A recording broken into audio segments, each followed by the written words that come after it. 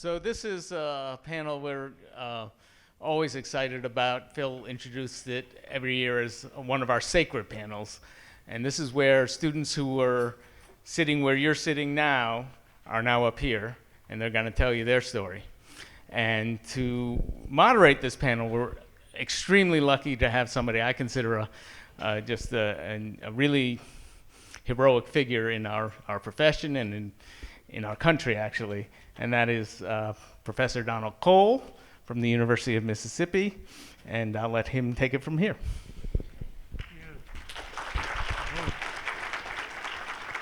Thank you, and good morning, everyone. Welcome to the Field of Dream Conference, and let the conference begin. And it really begins with this session, with an opening session where we kind of welcome and talk about our sponsors and whatever. But now, this is when the session and the conference really began, when we involve our students. And today, what better way to start off than with some testimonials, some individuals who were sitting where you are sitting not long ago. And now, after listening and following the path that has been outlined by the Alliance, they stand or sit here as Drs. Edmund Soto and Dr. Kawan, and we're going to have them to tell their stories. I would like to remind them that as they tell their stories, I believe that in the audience, we have students who were just like they were at one time. We have some students who are just not sure about themselves and about their abilities. We have some students, and they're going to speak to you all, who are sitting in the audience, who are as well prepared as any students anywhere, but yet they have some barriers that others don't know about and that we don't think about. They had similar barriers. In the audience, we have some faculty members that they're going to talk to. Some faculty members who are new at this, but somehow their heart is pushing them in the right direction, and they're wondering, should I be going in this direction? Am I jeopardizing my career by going in this direction? They're going to speak to you, let you know that you're going in the right direction, push you over that threshold. We have some faculty members who are old and seasoned, and I won't ask you to raise your hand, but they're going to speak to you nonetheless. And we have some individuals in the audience who would like to partner with us, who wonder, should we be investing in students like this? What payoff might we have from putting our money up? Is there a better program that we can put our money in than this one? We have some students today who will speak to those as well. So for starters, I think we'll take 5 minutes or so and let each individual introduce themselves and who they are. And then we'll continue with a few questions and have the audience to join in as well. So we can start on either end. Who feels the urge? Oh, darn it. It works. Good morning. My name is Roberto Soto. I'm a faculty member at California State University at Fullerton. And my story begins like most of you. I liked math a long time ago when I was a kid. I got accepted to UCLA, but I wasn't going to do math. I was going to do computer science. Then I took my first calculus course, and I go, oh, this is what's so exciting about math. And I decided to switch right then and there. And I did really, really well. I really was excited. I enjoyed it. And then there came a point where someone asked me, what are you going to do with this? And I'm like, that's a good question. I have no idea. And my story sort of tells you about the lack of mentorship and why it's important to have mentors as early as you can. Because I thought, well, if you're good at math, the only people I've ever met that are good at math are my teachers. So maybe what I want to do is teach. And maybe what I should do is teach high school, because it's really easy to get a teaching degree. I just have to go to school one more year instead of a PhD, which is foreign. Do I really want to be in school for that long? Again, lack of mentorship, just not knowing what was out there. And I did become a teacher, and I taught for 8 years. I went to my old high school for 6, and I enjoyed it. I thought it was a great experience. I really loved it. But then my students there kept asking me, so what do you do with math? And I didn't want to tell them, well, you teach. I mean, because I knew there was more stuff. At that point, I finally knew there was more. And fortunately, at that moment, I decided that I wanted to know the answer to that particular question. What is there else to do? So I decided to pursue a master's in math. And it's the first time I met someone that could kind of help me figure out what you can do with math. So Dr. Belisario Ventura at Cal State San Bernardino, he was my mentor. He's the one who said, you should check out some programs, and because I asked him, I really like this, I want to continue doing math, where do I go? Where is there another place that's as supportive as San Bernardino? And he goes, Iowa State or Nebraska, you should check them out. And there's more schools, but that was what he knew at that moment, right? But this is in 2008 or 2009 when he told me this. And so we decided, at that point I still had some money left from when I was a teacher, so I decided, hey, might as well use it for something valuable. So we started traveling across the Midwest. We visited Nebraska, my wife and I, Nebraska, Iowa State, and Iowa. And we met Phil at Iowa. And he met us, and he was actually very lucky. He said he's not always there on campus on those days that I was there, but that day he happened to be there. And he said, what are you doing next weekend? And I'm going, I don't know. He goes, why don't you come over to Iowa? We have a Field of Dreams conference. And I go, really? I could get to travel for free. And sure enough, I was in your shoes, and I finally got to see, there were so many people that were interested in math and wanted to learn more about math and what you can do. And I finally decided to take the next step. And I went to Iowa, graduated in 2015. And now I'm a professor, and now I teach a lot of the lower level classes because I'm doing what I think should have happened to me. So this is sort of for the faculty. When I see a student that does really well in my calculus courses, I do go up to them and say, what are you going to do with math? And if they go, I don't know, maybe teach.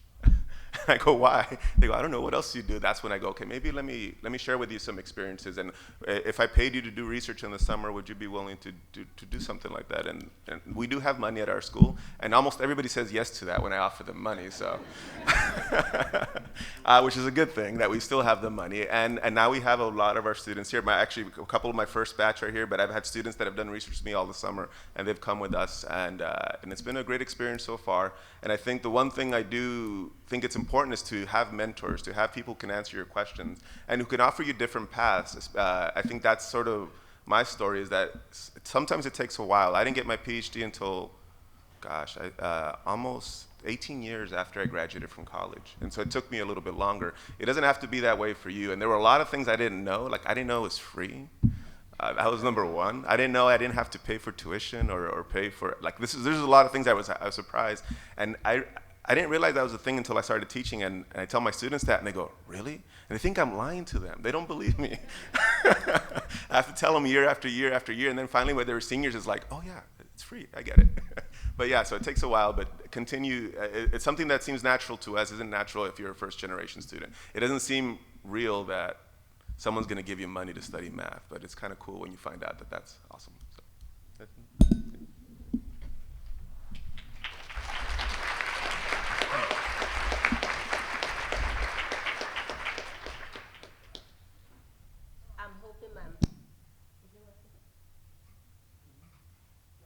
Hello?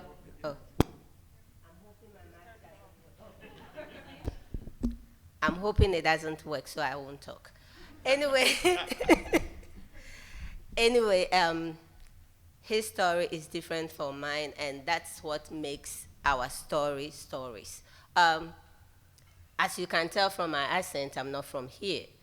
And I came to the United States not to major in math, but to major in business, because I already had a marketing degree. I have worked in the industry, so thinking okay, doing business is something I like, something I love to do, because I'm in the marketing world, in the industry, earn money and stuff like that. So I said, okay. But as a child, I've always been good in math. So that helps me also to excel in all the marketing classes that I took, including accounting, economics, and all those kind of things that you have to go through. It was so easy for me because of the math. I guess naturally I like those things. So even as a high school, our high school was a little bit different the way it is, but right now I think they've changed the system to be like the US system. It used to be under the British.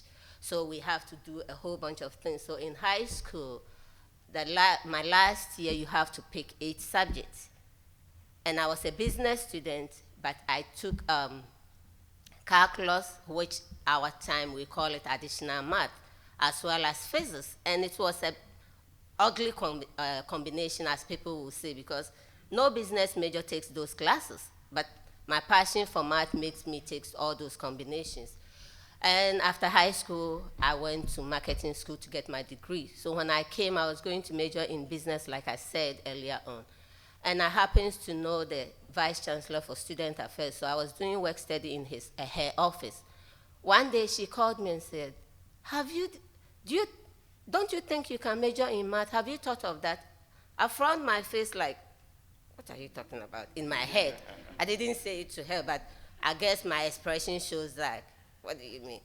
So she called me to her office. We talked for some time, and she said, there's someone I want you to meet, and he's going to tell you more about math. So I said, okay, I'll give it a try. And the person's name, actually, unfortunately, he's not here this year. His name is Dr. Joe Omojola. At the time, he was the chairman for math and science department. So this lady called him and said, oh, there's a student here I want you to meet and talk to her. So thinking she was booking an appointment for me to go and see this man says, where is she right now? In your office? Tell her I'm coming. I'm like, things are moving too fast. What is it? What is it? So unfortunately for me, I didn't have a class at that time, so I waited. In about 5 minutes, this man showed up. You can tell he was running because he was panting. I'm like, it's like, and those that knows me knows that I like doing this a lot. So I'm like, okay. So he came, we went to her office, they shut the door. I said, okay, this looks like a bad idea. So he started talking to me and gave me all the opportunities in math and gave me some kind of website and homework. Go and research into this, and in about 2 weeks, come talk to me. What you can do with math degree, the opportunities, the abundant opportunities in math degree. Go research and come back and tell me. If you still want to do your business, that's fine, but after that, come. I wasted all my nights, day and night, researching into it, and I noticed that there's sense in what he was saying. So in less than a week, I went to his office and I said, I think I've made my decision. I'm going to major in math. And this all happened in my first semester, so I didn't have to take too many classes to lose time. So he said, okay, are you sure? I said, yeah. And I guess he thought he was testing me, threw a research topic on me and said, I would like you to do research with me. Do you mind? I said, I'll give it a shot. So I started and went back and keep asking questions. But at that time, too, he had the work study student. Most of his mentees are his work study student. That's how he does. So he paired me with, and she's not here also today, which unfortunately all my people are not here. She's now Dr. Paulette Willis. She was working with him, so he said, Paulette, you have an assistant. So I became Paulette's assistant, and she bullied me a little bit for some time, but I made sure I paid her back before she graduated. And so life went on, and since then, once I changed my major, since then, every summer, I would go out for internship. I went to Hampton University for 2 summers in a row. And students, to be honest with you, when I was a student, I was a rich person. I will have more money in the bank than right now that I'm working. Because you go for your summer internships and stuff, they feed you, they house you, everything. So the money they give to you, there's nothing you have to do with the money. So when I get my money, I just put it in my account and it keeps piling up. At the same time, too, at school, I was a business manager for SGA. I get paid for that, too. And then I started working in the laser lab as a student assistant for Dr. O. Normally, people call him Dr. O because when you say Dr. Omojola, they look at you like, who is that? So we all call him Dr. O. So I became the laser lab assistant. So I get paid for that also. So that means I'm getting paid twice. And so life went on. I graduated. I went for my master's degree. And just as I was about to graduate, this man called me again. I'm like, can I really get away from you? They have now been awarded 1.75 million NSF grant, and there were 3 professors on that grant. So he called and said, my team wants you to become the program coordinator for our grant. And I know the team members, but I never took a class from any one of them. So I said, why do they want me to be the program coordinator? They said, because that's the work you were doing as an undergraduate, but you were not being paid for that, so now you have to work to get paid. So I accepted the offer, and I worked with them. And as soon as I started working with them, they threw everything on me and said, we are professors. We just write the grant. We don't manage the grant. So I have to manage 1.75 million grants, day-to-day activities, running high school programs, undergraduate programs. Everything was on my shoulders. But one thing Dr. O will tell you is that just go make me proud. That means you have no room to make mistakes. He won't tell you don't go and make mistakes. Just say, just go make me proud. So you have no room to actually make mistakes. So it's like you always have to be perfect. So life went on for 5 years with that grant. And just as the grant was about to phase out, and during that time too, I started teaching statistics and lower level algebra in the same department with them. So just as the grant was about to phase out, a position opened, and I applied, and luckily I got that position. So I started working with them, and that same year I said, I think I need to get my PhD. And he said, oh, thank God, it's about time. So I started my PhD. Mind you, I'm working full-time, but I took that opportunity also to take full-time classes, full load. So I'm teaching full-time. I have a family to take care of as well, and then taking full-time load as a graduate student, getting my PhD. And I have to commute almost 2.5 hours every time I have to go to class, and I have to go to class twice a week. So imagine after work I have to do those things. And during those times, to be honest with you, the maximum sleep hour I had was 2 hours a day, because by 8 o'clock I have to be at work. I have 8 o'clock classes and stuff like that, but still I'm determined to make it. So within a little bit below 2.5 hours, I got my PhD. And not only do I have 2 degrees, but now I think I have 5 degrees under my shoulders, because undergraduate I majored in math and physics. I went to graduate school to major in statistics, and then PhD for math and science education. So if I add all those, including the marketing degree that I had, I have 5 degrees under my shoulder, just because one person saw a potential in me that I did not know. And it so happens that today, my boss is also here, and she's sitting right in front of me. And one thing I will also conclude with is that when you are in graduate school, look for a good advisor, because my graduate school advisor, we had a short talk, and she said, when do you want to graduate? I said, At the time I saw her, I said, in a year's time, she said, are you sure? I said, yes. And she held me to those words. And those sleepless nights that I said I spent, it wasn't all by myself because all of them were included. I would send something to her, and immediately she sent something back to me and said, I need you to correct this. I'm like, I would text her quickly, I said, are you not sleeping? She would text me back, I need you to correct this and send it back to me. So make sure you have good advisors. So I'm very happy and I'm very thankful to all those people that helped me because I had a supportive husband that took the responsibility of the family. He took all the, if not all, just major parts of the house responsibility, the family responsibility so that I can get my education. I had mentors that pushed me. And one of them is sitting over there looking at me right now because about 2 days ago, he sent me an email saying, I want you to be on the panel. He didn't ask me if I want.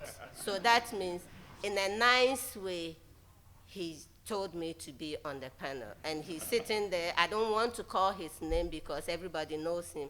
And it looks as if we share our first name. We share a common first name. His name is Phil Kusko. He's one of those people that also pushed me into the field.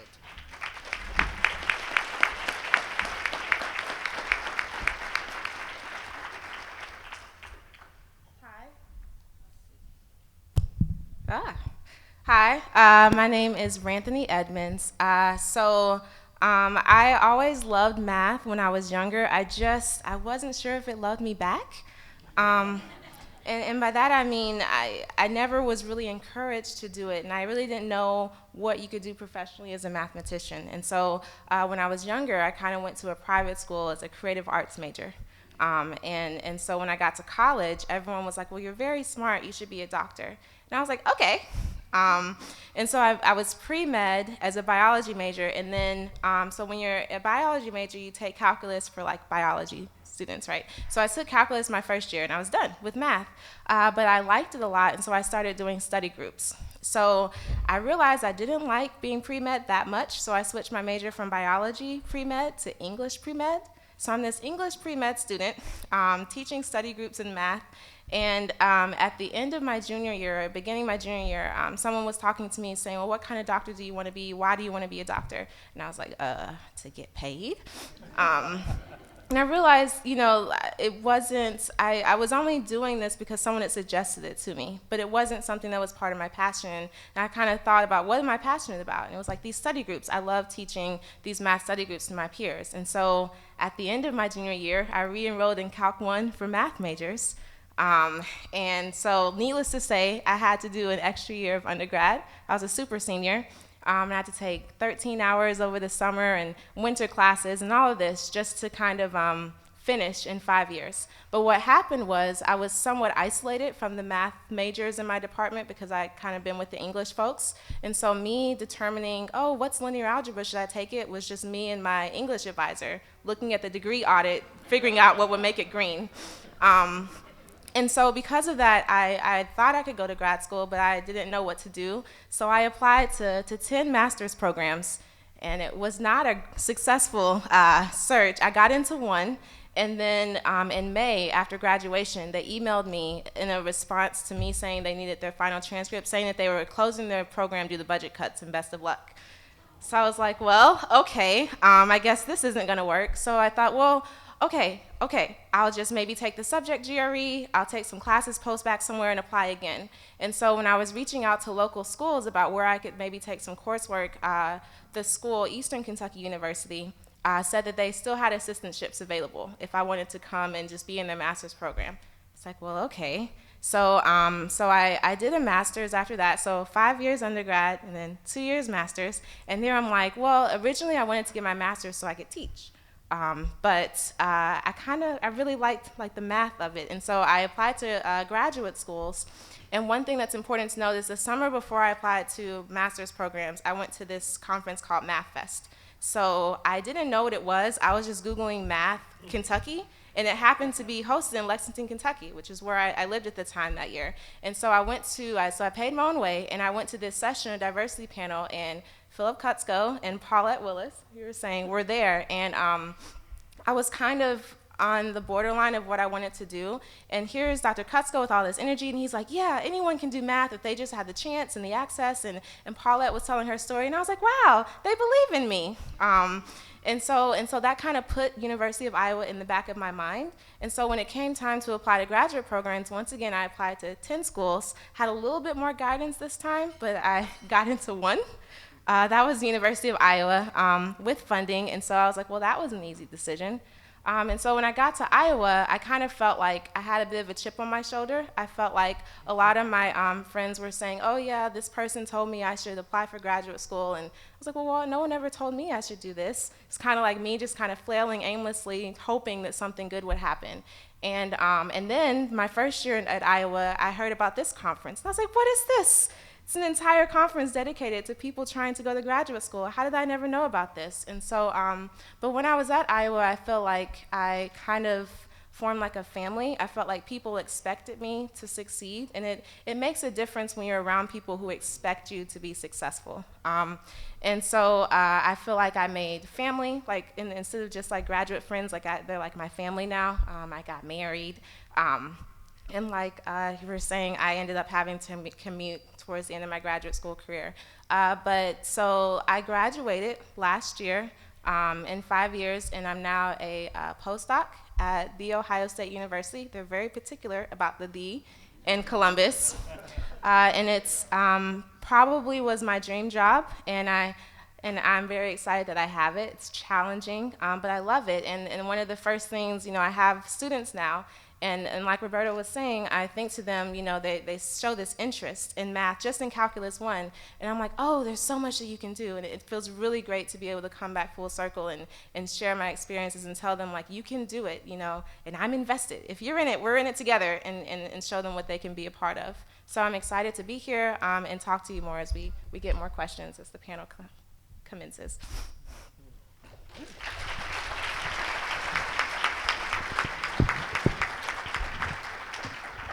Thank each of you. And before we do questions from the audience, we've reached into a magic bag and pulled out a couple of questions. And so 3 of them here, and each one of you have to take one. And so I'll ask the first one. It will be different from the second one, and a different person will respond to it. You almost decided to quit somewhere along the way when blank something happened. Anybody? You better get it because the next one is tougher. Well, in my situation, no. In my situation, not a single time that anything happens that I want to quit.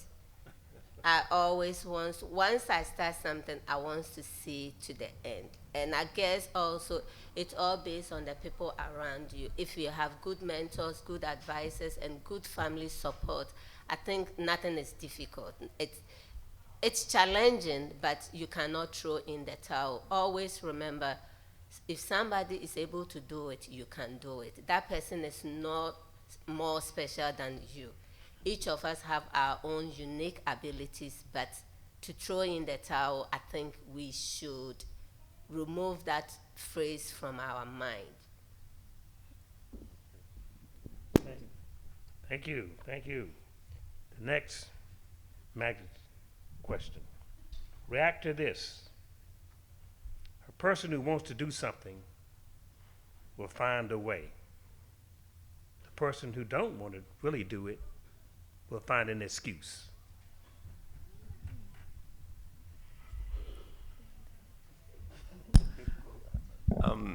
Well, I think, for me, that's actually the life that we lead. I think my wife and I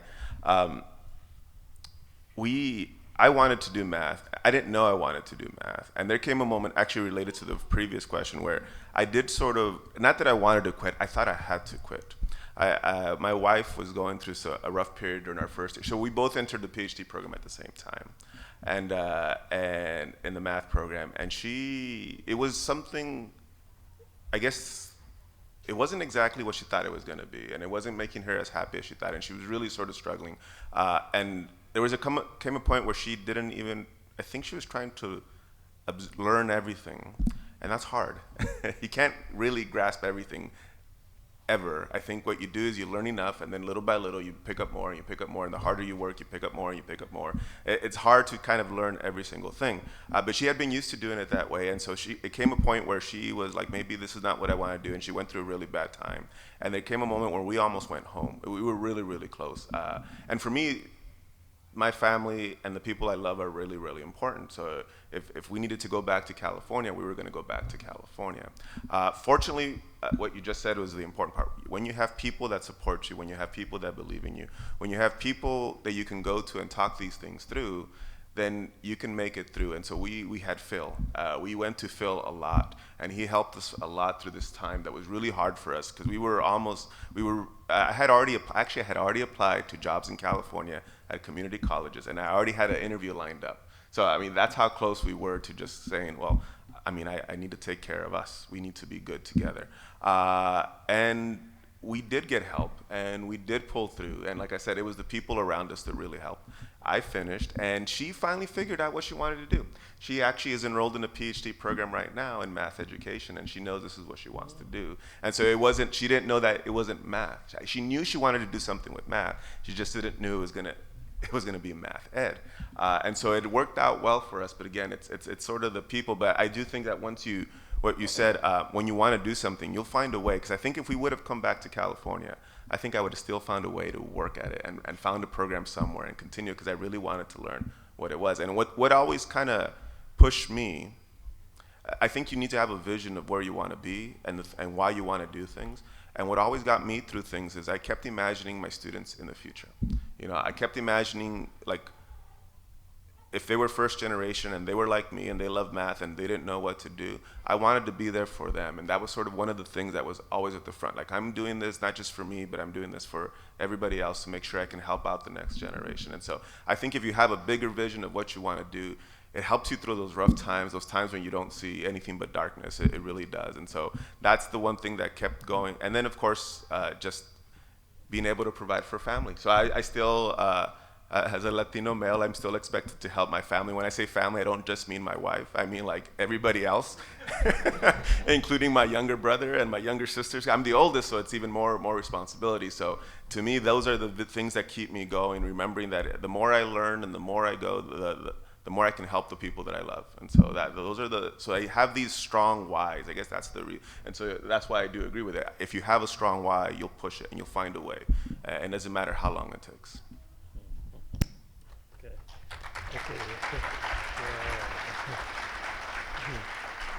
Thank you.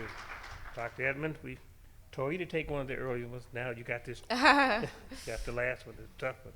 During your degree process, describe for us one of your lowest points, how you got through it, and then describe for us one of your proudest moments and how you celebrated it. Let's see. I think the low point started early. So, like, first year. So I like I said, I did a master's program, and so in that program, I feel like I was lucky. I didn't know at the time, but I got a lot of, like, my failures out of my system. So my master's program, we had a comprehensive exam we had to take, and I failed it the first time, and it wasn't fun. I felt like, I questioned my intelligence, all of that stuff when you fail things that are really important. And so my first year, and then I did an EDGE program. I didn't mention that earlier, but you should check it out. It's called Enhancing Diversity in Graduate Education. So it's a program for women the summer before you start graduate school. And even then, like, they kind of overload you with information and kind of break you down and force you to learn how to use your resources and reach out for help when you feel like you're struggling. So my first year, I feel like when that that moment hits where you have a lot of coursework, I kind of felt like I was prepared to handle it. I kind of felt like, oh, I'm killing this grad school thing. Even if I didn't get a great grade in something, I felt like, oh, I'll just ask about it. It'll be okay. So mentally, I felt like prepared. But what was happening back home is that Iowa was maybe 10 hours away, 9 hours away from Kentucky, where I was from. And I think my first semester of graduate school, maybe 4 or 5 people back home passed away. And so even though I felt like I had this sense of mathematical stability, I felt this overwhelming sense of guilt. And so I remember sitting in front of my abstract algebra class, just sitting in the hallway, just crying on a bench. It's kind of awkward, because class was about to start and people were walking past me like, should I say something? And so finally someone sat down and was like, and he was like, are you okay? And I was like, I don't know if I should be here. I don't know if I'm doing the right thing. I feel selfish. I feel like I haven't, because I wasn't able to make it to those funerals. So it's like, on the one hand, I have this group of people who believe in me, who are supporting me, but then when they need me, I'm not there because of this thing that I'm pursuing. And I just felt, I just had to pause and think, is this really what I need to be doing? I need to be there and I'm not there. So what I ended up doing was just, in grad school, they have free counseling. So you get 50 sessions a year, 52 weeks. So you're kind of set up, and so I started seeing a counselor just to kind of go through all the things that I was feeling. So on the one hand, just kind of dealing with positive reactions to my responsibilities back home, and then dealing with, if I felt overwhelmed, just kind of talking to someone. So that was kind of how I responded to that. And then my happiest one was when I got this job. I remember calling my husband and I was like, Josh. He was like, I called him at work and he was like, is everything okay? He thought something terrible had happened. I was like, Josh. And he was like, yes. I was like, Josh. And I was just like, I just got offered this job at Ohio State. They're gonna pay me X amount of dollars. And he was just like, what? And I did a happy dance. I was kind of in shock. And so I think we went to go see the new Star Wars movie that weekend. But it was just a really happy, full circle moment for me. And I got to share that with my counselor, and so it's just, I guess those would be kind of the tail ends of that story. So that's my answer to the question. Thank you. Thank you for the point of view. That's okay. Dr. Soto, when you were speaking a little earlier, you made the statement, I went to Iowa and I graduated. Something must have happened in between. Which graduation? The PhD one? That's right. Yeah, so I think we've already mentioned it a lot, that one of the important parts is finding strong advisors and strong mentors, and I did have a very strong, so I have this way of working where I look to see the future a lot. I like to see people who are successful. I learned this, I think, maybe from Phil, but you'd like to see the future and look at people that have the job you want or are exactly where you're at. And then you go, maybe I can follow their path, and maybe I can do that. And so there were a couple of students, in fact, at Cal State San Bernardino, Dr. Yosent. She had gone to Iowa, and her advisor was Professor Fracco Blair. And go Iowa, go Blair.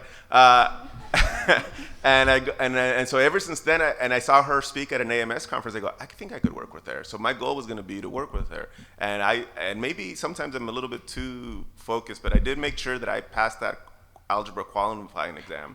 I wanted to have the highest score, even if I didn't pass the others, which was probably not the best strategy. But it worked out for me. I ended up passing my qualifying, and I did end up getting one of the highest scores in the algebra. So when I asked her to work with me, she said yes. Or I asked her if I could work with her, she said yes. And she has a really high success record. And it was difficult, but it was also things that I love. And I knew that with her personality, my personality meshed really well in the sense that I knew that I didn't want to disappoint her. I had this feeling that if I came unprepared, I would disappoint her, and I didn't want that. And so I would always work every time we would meet every week, and I would always make sure to have something done because it was important to me. But I also had support from family. I think my wife being able to live in Iowa, we were away from all our family. Our family's in California, and we were only able to go back maybe once a year. So her support was super important. Without that, I don't think this would have been possible. She made sure I was sane. She made sure I hung out with people. She made sure we did fun stuff. Because I can definitely always do math, and sometimes that's not a healthy thing. You want to talk to people. And I mean, it's sort of like a village or a bunch of people kind of help you move together, and you have to depend on them, and you have to go to them when you can. I do hope my students are getting close to graduation, and they're going to go to grad school pretty soon, and I hope they remember that they still have me, and they'll have new mentors, and it's okay to once in a while call them, say what's up, how can I help you, and that family is still there, and they want the best for us, even if they don't understand what you're doing. They still want the best for you. Like my parents maybe didn't know what I was studying and why. Their friends kept yelling, why is he still going to school? He already has a career. Why don't you tell him to come back? They would tell my parents that. My parents were I talked to them and why this is important to me, and I told them, kind of what we can do later with, like, it was about supporting, all people that we knew, all our friends are sort of from the same neighborhood, and it was sort of our responsibility. If we can open doors, we should open doors. And if we can share our success stories, we should share our success stories, which is why I like coming back to this conference over and over again, because I think this is important for us to keep sharing what we've done, because some of us will connect, and even if us three don't connect with all of you, there's a lot of people here that have very similar experiences, and if you just open yourself and talk to someone new, you'll find someone that has a story and can kind of help you get through that path. But yeah, it was hard, it was difficult, but there was people around, so I don't like to dwell on the negative. I always like to go on the, how did I get through stuff? Thank you. Yeah. Thank you. So, Dr. Owen, you mentioned that you were a business student. Yes. And that you were good in math, and some people kind of equate that many times as being perfect in math. They know every epsilon and where to put it, every delta, what it's supposed to do. Do we have to be perfect? No. I don't think anyone can say that he or she is perfect, in as much as we always claim that we are perfect. No. There are some situations that you see the same thing over and over, and the next time you see it, it looks like, what is this? And it comes all back to the mentors and the people around you. And as we speak, I talk to my mentor almost on a daily basis. He called last night. Unfortunately, I didn't see, so I owe him an apology. So it comes to a time that you are doing something and you get stuck. Leave it behind, go take a walk, go do some fun things, and come back with new mind, new ideas. But if you want to say, okay, I want to get it right before I move on, you're going to waste your time. So it's okay to have fun. It's okay to leave things behind a little bit, go take fresh air, play with your friends or something, and then come back and then have a fresh look at it. Or don't also be, as we call it, selfish. Share with your friends, share ideas with people, work with people, because I guess the three of us have similar stories, even though it's in different ways. We all work with people, and that also helps you to see things in a different angle. Because I remember one time, I think, I didn't tell you that I didn't take my statistics in undergraduate because I was more, I think I took mathematical stars and elementary stars. That's all I took for undergraduate, and I went to graduate school for statistics. So obviously, I did not have too much background in statistics, but because of those two classes, at least I went in with something. So there was some challenging times, and I will either sometimes you go to your faculty members and things doesn't really work out the way you expect it to work. Not because they didn't help you, they help you, but you see things, I guess, in their perspective, or something within you that doesn't really connect with them. So you think, he said the same thing in class, he's telling me the same thing, but I still don't get it. But you go to your study group with your friends, and as you guys are discussing, it just popped, oh, that's the same thing he said, now I understand. And so it's always good to work with people. You can't just isolate yourself and say, I'm perfect, so I'm not going to share with others. Make friends, and students, I'm going to tell you, do not be in a study group with your friends, because as friends you tend to talk more than working. So be in a study group with people you don't really, but you don't really have your secrets with us, the females. We all say, you know my secret, I know your secret. Don't have study group with those people because you tend to talk more than studying. So that's one thing that I'll tell students as we move on. If there's any questions, I'll be glad to answer for you. Thank you. And Dr. Edmond, in your remarks, you spoke to two distinct groups in the audience, and I'd like for you to expand on those just a little bit. You made the statement that I wanted to do what I was passionate about. And also you made the statement that people expected me to succeed. Could you elaborate on those statements for us? Yes. So one thing I'll say is that so going into grad school, I told you about this EDGE program. And so with a foot in the door at Iowa, I was already connected to this network of women who had been where I was and who were also in the same positions at different schools across the country. And so I knew that even if I didn't really fit at Iowa, I wasn't sure how I was going to fit, I had access to these people who could help me, who I could vent to, etc. One thing I'll say is that the program at Iowa, some graduate schools are very competitive, and so the culture of the department is very important. So what I observed and what I learned very quickly is that people wanted to work together. So if there's a homework assignment, people would kind of be at the table in the graduate office and everyone's working on it. So we weren't all in our individual kind of cubbies, like hoarding the answers and like, oh, I got number one, and then staring like, I don't know if you're gonna get it.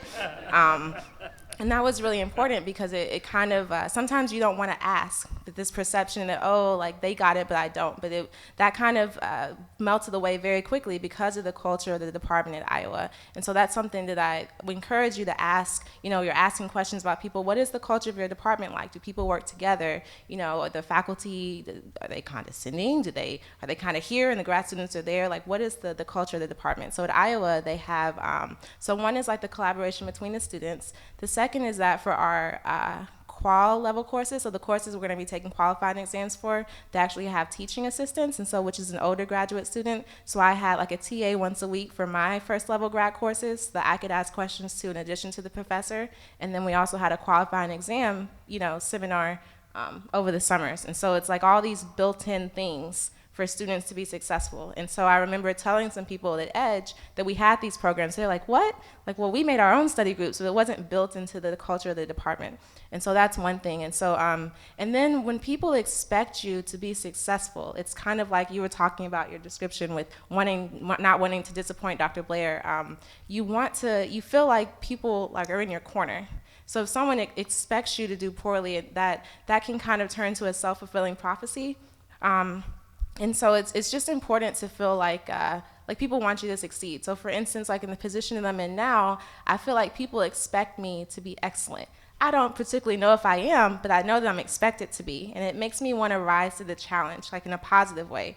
And so I think that that's just something that's important to look for, and you can kind of gauge how people, like what a department's like just by asking the students, talking to the faculty. And I think that's important for you all to do while you're here. And then I think you said something about passion. I think that for me, like just being passionate about mathematics and being passionate about being able to help other students on their journeys is kind of something that's been sustaining. And so for me, I don't think it's perfection that you need. I think it's passion and persistence.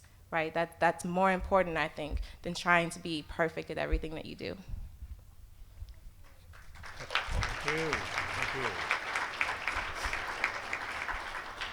And now, the toughest part of your being on the panel, the very toughest, and the audience is going to grade you on this. In 1 minute or less, 1 minute or less, yeah, give some good advice to those coming behind you. Listen to your mentors. Yes.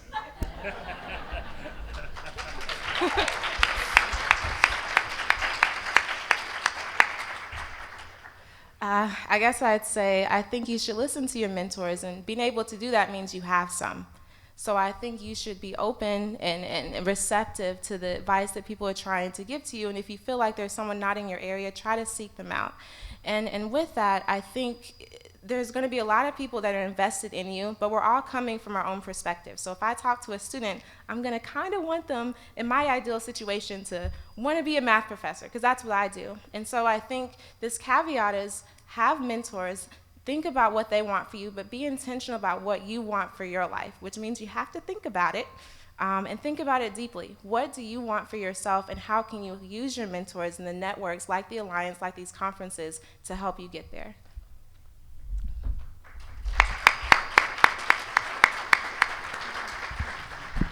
With my students, I always talk a lot about emotion. Mathematics can be emotional. Sometimes it can make you feel really bad. So we do need to talk about our feelings and find someone that's willing to listen and encourage you and support you. So that's not just your mentor. Hopefully your mentor does that for you too, but you want to find other people that are with you in the process, and to talk to them.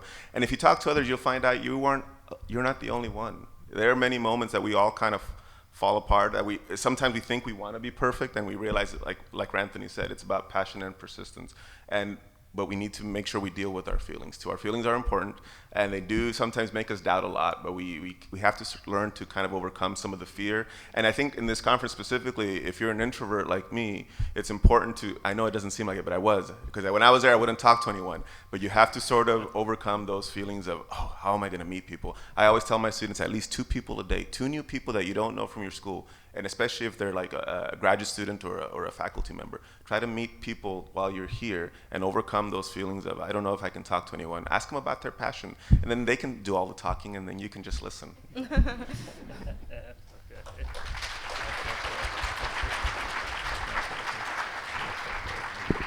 And of course, these individuals will be around all day and perhaps for the rest of the conference for you all to talk to individually as well. So I'll kind of end with one of my favorite quotes, and it sort of talks a lot about this conference and what we are here today and why we do this stuff. And it says, what lies behind us, or what lies before us, are tiny matters compared to what lies within us.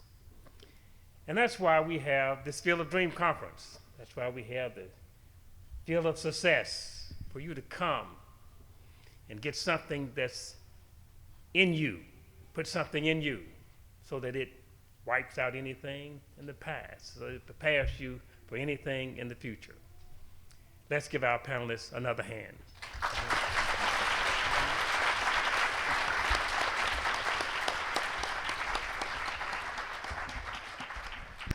Thank you all for coming, and we'll prepare for the next panel.